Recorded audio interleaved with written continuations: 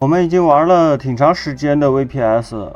在我的节目当中会分享很多 VPS 的使用体验。那我今天将我玩过的和我认知当中的这些 VPS 呢，都分门别类，也为一些选购 VPS 的小伙伴提供一些帮助，来帮助大家更好的选择自己适合的 VPS。那这些厂商呢，不光是做 VPS，它还有很多云服务项的一些产品。那我们今天这一期呢，只针对它 VPS 云服务器这个层面上的产品介绍和评级。这5个档呢，它不是说好还是坏啊，只是一个运营模式的差异。A 类这边呢，我定义它为国际大厂，代表一些主流的企业、巨型的互联网公司。那这一类呢，大多部分注册账号的时候都是需要外币信用卡绑定的，但是它不需要实名认证，只要有一个外币的信用卡能正常的流通支付，它们都是流量和时长共同计费的。正价的机器呢，价格都是比较偏贵的。品种多样的，品质也是上乘，不管是网络情况、机器的配置，一系列的产品都是非常完善的。而且他们最重要的一个特点呢，就是有免费的政策计划。这边我举出了4个主要我们体验和使用的大型的云服务器厂商。第一个呢，就是亚马逊，海外电商电商之类也是做得很大的。目前来看呢，亚马逊云可以说是全球第1大云服务厂商。我们的微软云、谷歌云，这2个也都属于跟亚马逊云同一个量级。甲骨文云呢稍差，但是也不弱也属于大厂中的佼佼者。还有我们的 IDM， 但是那些呢我们就没有体验，而且那些的门槛可能会更高一点。这些是我们为什么会体验到呢？是因为它会有很多免费的服务，比方说亚马逊云这边有 EC2、光帆，这些都可以让我们免费使用1年或者3个月的云服务器产品，为我们学习云原生相关的技术提供了支持。微软云它其实对教育政策是比较友好的，不管是在国内生态还是国外生态，它都是比较统一的政策。谷歌云的话，它是3个月300刀的免费额度让你去使用。甲骨文云它是永久免费，所以它的福利会比前3家要更加优惠，白嫖党的首选。这4家呢都是拿信用卡来注册的，一定要有外币的 Visa、Master 信用卡你可以用我之前推荐的招行的免年费全币种的信用卡，一直还不错的一张卡。B 类级的其实它应该也算是大厂，但是它的门槛就会高一些，它必须去使用实名认证。这几家是我目前接触到的比较有代表性的，一个就是 OV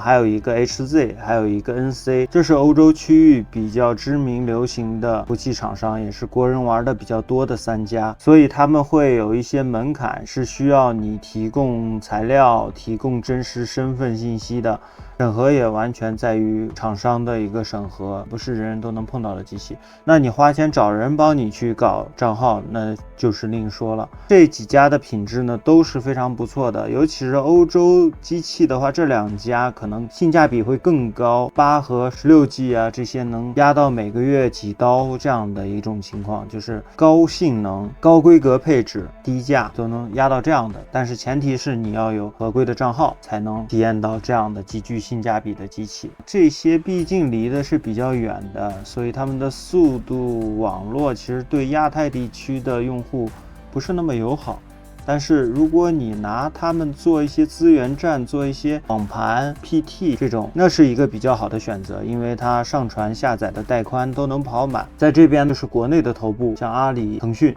这2家，当然都是要实名认证的。所以这么看下来，有一些地区他们的政策来决定了他们厂商的一个形态，像欧洲的这边呢管得严的，他们都会有这种实名认证还有像日韩包括我们中国都是会有类似健全的一个监管体系。但这种跨国的国际大厂呢，他们就会相对来说更好一点，受众更多样，所以他们在各方面的限制可能有所差别。C 类、第三类这一类的服务器呢，基本上是按小时计费的，当然也是有一定规模的服务器厂商才会使用按小时计费这样的一种收费模式，灵活即开即用。这边举出了5个例子，一个是 Do 数字海洋，还有一个 Virtual 的利诺德，这也是一个老牌的，最后被阿卡曼收购了。我们的 G-Co 是卢森堡地区的服务器厂商，在欧洲呢也还不错。Lightning Node 这家呢，它的区域也是非常多的像我们的 Virtual 的区域也是非常多的，你可以在南美等等这些区域都是比较好的。Lightning Node 它是亚洲地区特别多，像什么沙特呀、阿联酋、迪拜这些区域，还有埃及、土耳其这些区域呢，它是会比较多的。如果你想要多地区的话，这2家是可以进行一个选择的。其余的 VPS 呢，可能地区相对来说较少，但是他们热门的数据中心地区他们都是有的。整体的一个品质呢，不会对某一类区域进行特殊优化，特供你中国大陆地区的优化呀，或者说美国地区的优化呀，这些他们都是不具备的，他们是比较均衡的。当前的网站呢，我现在其实就挂靠在 Virtual 这边，它这边呢即开即用，非常灵活，按小时计费，你不想用了，你可以直接关机。那 D 类其实就是我们优质的买断类型的厂商。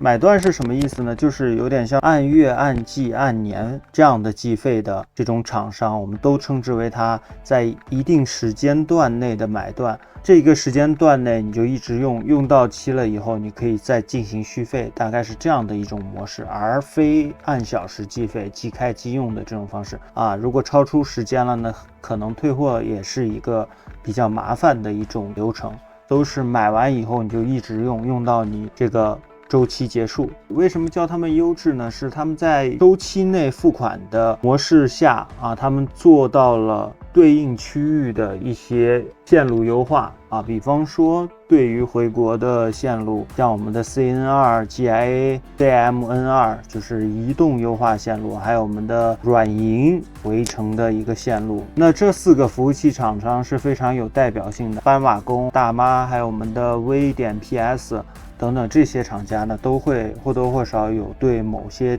特供地区的一些优化的产品在里面。对于周期付的价格呢，不算贵，属于适中的一种情况。好，那我们今天的最后一类其实就是高性价比的一类。刚进入 VPS 圈的小伙伴，如果你碰过免费的大厂的机器以后，你可以去玩这些进阶开始付费的一些机器我是这样的去走的这条线。像我一些免费的玩完了，那我们再慢慢的进付费体系当中来。像我们这个 Recnode 就是我们俗称的 RNCC Cloudco CCS 这款呢，我放上来做补充的这些机器的一个特征也是周期付，月季年这样的去付。但是他们核心的一点呢，价格可以给你压得特别低，比方说一年只有10刀70多人民币，就是10刀到20刀一年的这种情况，上面呢就可能40刀到100刀左右的一个区间的一个价格。而且在这一类里面，其实还是有很多不可控因素的，尤其一些小厂商，这个后台的管理面板其实都是一样的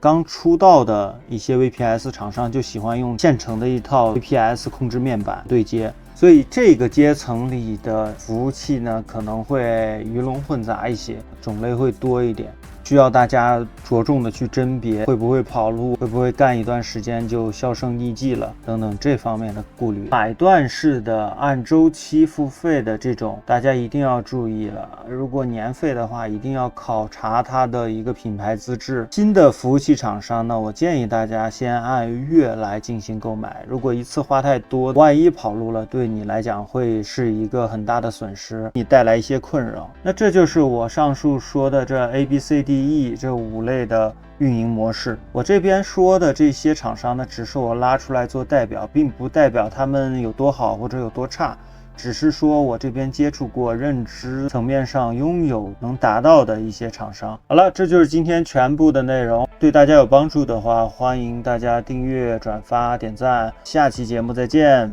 拜拜。